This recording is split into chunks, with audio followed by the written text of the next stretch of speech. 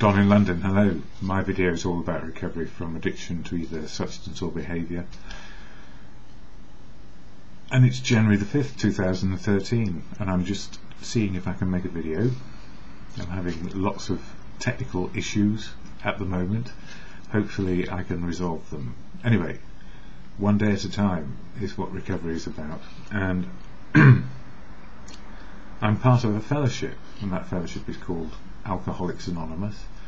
I never speak for AA. I speak about how the fellowship helps me on a daily basis, and the toolkit which is available, namely what helps me on a daily basis are the 12 steps or 12 principles of living on offer, and each month I cover one of those. And so January is all about step 1, and step 1 reads as we admitted we were powerless over alcohol and our lives were unmanageable.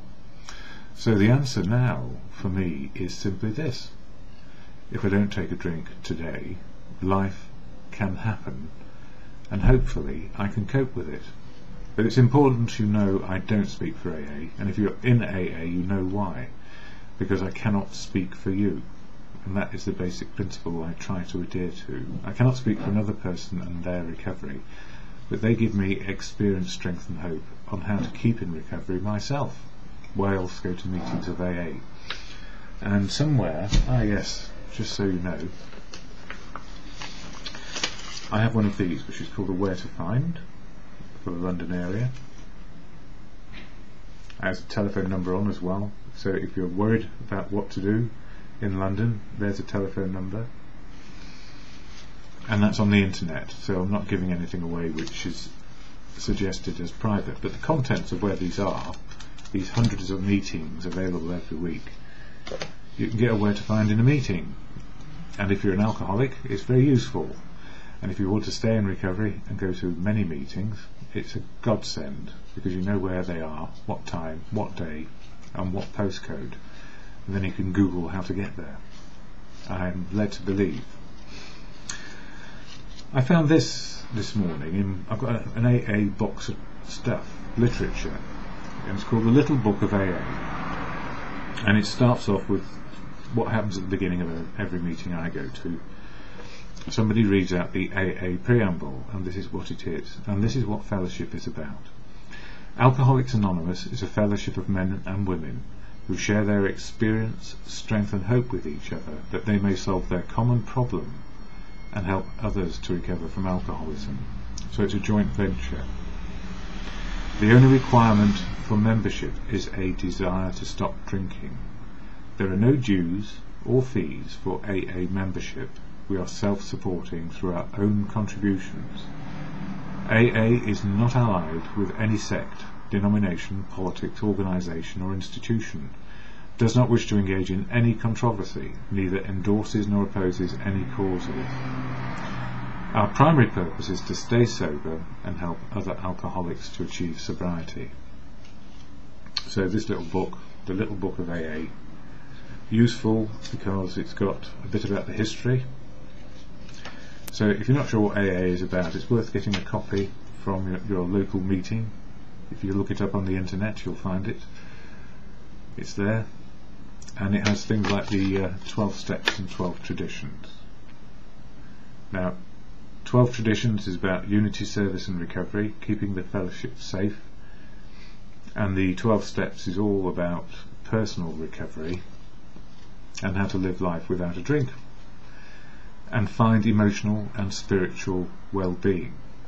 So emotional and spiritual fellowship means, what does it mean? It means lots of things to different people, but to me emotional means knowing what my feelings are, and spiritual means, for me, not for you, whatever you choose it to be, spiritual means living in the moment, be it good, bad or ugly, or raucously happy or absolutely hellish, depending on what's happening in your life.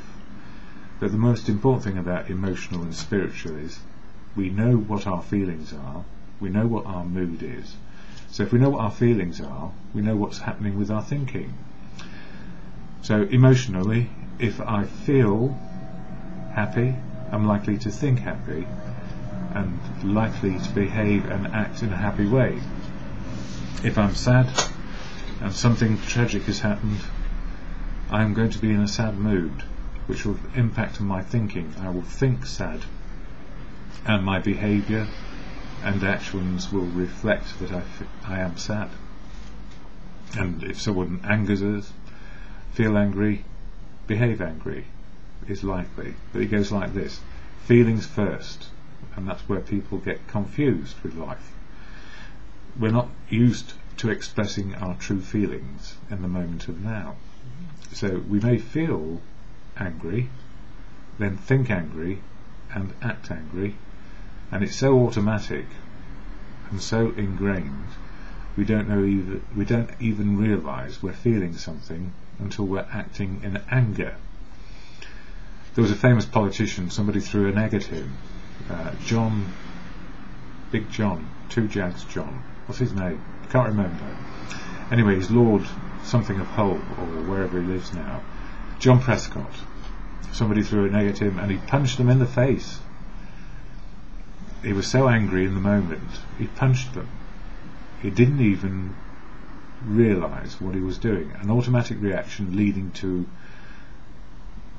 striking somebody, which is not exactly legal. It's an assault on another person, and so is throwing the egg. But then it's up to a judge to decide, not us. So if we can actually say to ourselves, how am I feeling right now? And if you're new to recovery, probably like wanting a drink, thinking about it and then acting upon it. So if you feel angry, frustrated, rageful, and life is against you, your thinking will go to, well, it's not worth being sober when it's like this. I'll go down the pub or the bar, or I'll go to an off licence. And that's how I felt for a long, long time, when I was in the transition from knowing that I was an alcoholic, powerless over alcohol, and every time I took a drink life was unmanageable. The meeting last night, wonderful.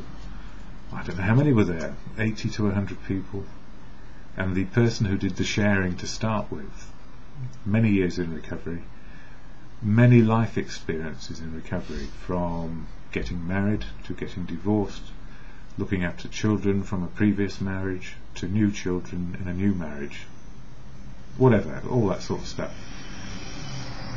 I don't know if I should have said that, but I probably shouldn't have said it actually. I might reconsider how I said that. But the point was, many, many life experiences come back at them as well. From somebody who is returning to recovery, having been out and never realised that they'd actually taken the first drink and then were in blackout and everything went wrong, to a person coming back after a relapse, to newcomers, saying, what the hell is AA all about? Well, it's about a desire to stop drinking and keeping sober, with 12 steps to help us. Try to be open, honest and willing to learn life all over again. And I feel that I need to remind myself of step 1, step 2 and step 3 every single morning as part of my own meditations. But I start the day with, how am I feeling? Very grateful I got to a meeting last night. I saw one of my best friends and other best friends. I don't want to categorise friends these days because they are just simply friends, and I feel good in their company, and I don't feel anxious about telling the truth of who I am. But anonymous means you choose to be anonymous, and that's it. That's what counts. You deciding what works for you. So 12 steps to be open, honest and willing. First one, powerless over alcohol. And I need to remind myself of that every single day, that I need to know my feelings, my thinking and my actions. And this little blue book is quite fun. On the inside cover it's got I am responsible pledge, which is I'm responsible when anyone anywhere reaches out for help. I want the hand of AA to be there, and there are many hands in AA, so grasp hold of a few, not just one, unless you feel that is the right person and they are willing to help you. And then the serenity prayer, which always ends these videos: God, grant me the serenity to accept the things I cannot change, courage to change the things I can, and the wisdom to know the difference is just for today.